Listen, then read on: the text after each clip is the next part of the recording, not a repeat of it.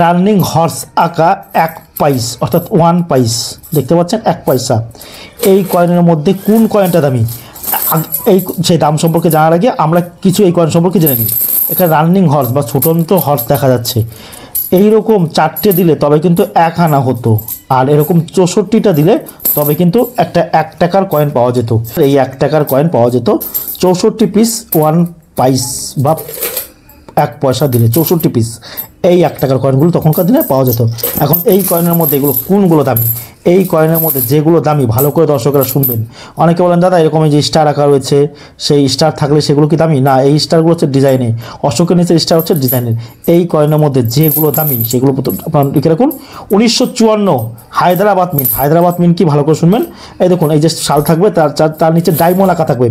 diamond হচ্ছে split diamond অর্থাৎ চেরা বা ফাড়া ডায়মন্ড, সেই কয়েনটা দামি, যার দাম 5,000 টাকা থেকে 50,000 টাকা, আপনি 60,000 টাকা পেতে পারেন প্রতি